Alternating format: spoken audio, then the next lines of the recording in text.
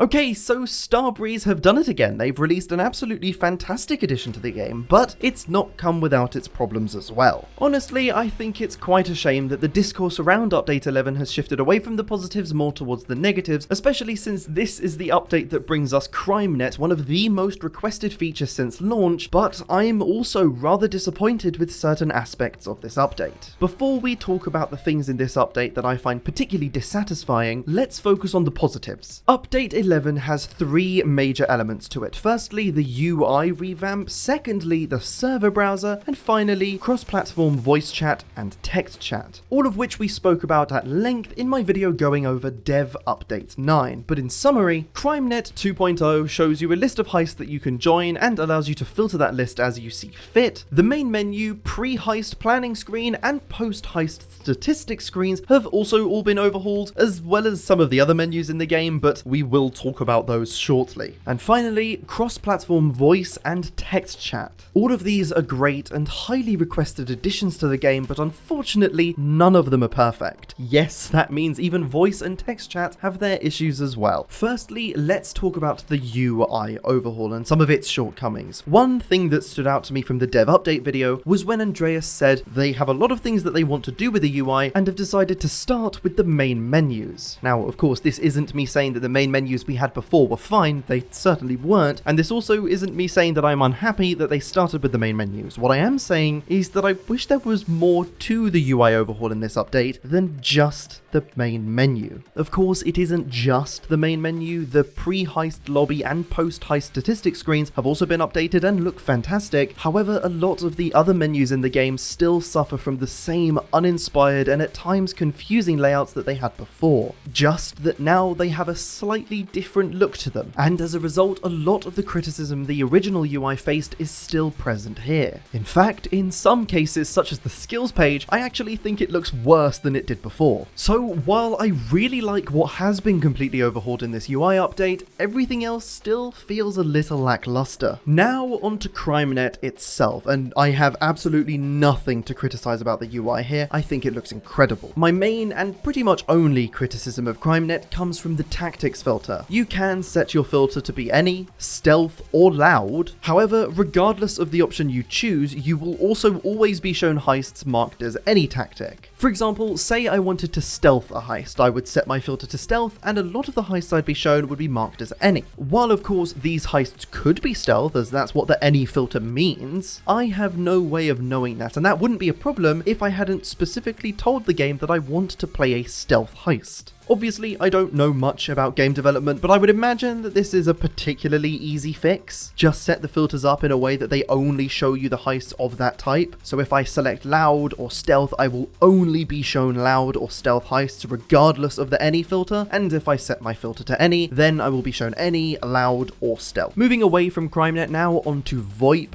Why on earth is this set to on by default? I know I'm not the only person to bring that up, but it is bizarre to me, especially without a push-to-talk function, which I can understand, as I imagine that's got something to do with console players and very few console games actually having push-to-talk capabilities. I personally can't think of a single game on console that I've ever played with any form of push-to-talk function, now that I actually try and think about it. Something that I very quickly wanted to mention about the text chat, specifically for console players, is that pressing the back button is what opens the text chat box, but holding down the back button is what opens the heist information screen. Now, the reason I wanted to mention that is because up until 2 minutes ago, there was a 30-second segment of this video of me rambling on about how frustrated I am that the text chat feature made the heist information screen inaccessible. That's not the case, I'm just an idiot. But I wanted to include this segment just in case somebody else was struggling with that. Something else that you may be struggling with since the release of this update is constant stuttering, and apparently that can be caused by having too many friends on your nebula. I experienced a little bit of this stuttering on stream the day the update came out, but it's resolved itself for me since, and I've actually not removed anybody from my nebula friends list. So there's a chance that for you this will also just resolve itself on its own, but I have heard that this has got something to do with your friends list. One of the final things that I wanted to talk about in this video actually has nothing to do with the content we received in Update 11 itself, but instead something to do with the content we're hopefully going to be receiving arriving in December. We've been told to expect the Armour 2.0 system to release in December, which is a complete overhaul to the armor system as it currently is. Part of that overhaul contains a new type of armor, being shield armor, and unfortunately, shield armor has leaked. It would seem like Update 11 contained enough code that people could figure out how to piece together shield armor and put it into the game for themselves, and while that is a good sign that Armour 2.0 is just around the corner, it is sad to see people put it into the game this way. And I would discourage anybody from forming any opinions on how shield armor works until it's in the game in the way Starbreeze intend it to be. Remember, this is not a build of the game shield armor is supposed to exist in, and I imagine its release will also come with some balancing changes. This isn't exactly a normal update video, but then again, Update 11 isn't exactly a normal update, releasing with very little actual content other than the overhauled menus and brand new CrimeNet system, all of which we spoke about in a previous video. There wasn't much need to focus on what was actually added in this update in this video, and hence we focused on the negatives, but I don't want that to get confused with me thinking this update is bad. In fact, my opinion is quite the opposite. I think Update 11 is a very strong addition to the game. While it's got its problems, CrimeNet 2.0 as it is the perfect foundation for Starbreeze to build upon. Right now, you can't join DLC heists that you don't currently own. Starbreeze were very transparent about that in the patch notes, and I have to say I commend them for that. It doesn't exactly take a room of scientists to work out that Payday 3 likely isn't the most profitable game at the moment, and therefore I can completely understand why Starbreeze would make this decision. And that's a shame, because I imagine a lot of people were looking forward to CrimeNet so that they could join heists they didn't own. That's how it was in Payday 2, and I think people were expecting it to be like that in Payday 3. I really don't want this to always be the way that it is, and honestly I doubt that it will be. I feel like once Payday 3 gets properly back on its feet and we get player numbers that rival Payday 2's, then a change like this could be made. But for now, I understand why Starbreeze may have made the decision they did. However, these heists are currently the most accessible that they've ever been, and that's not only because the Year 1 edition has just released with all of the first year's worth of content at a massively reduced price, but also because that Year 1 edition is currently heavily discounted. You can pick up that edition of the game for just £20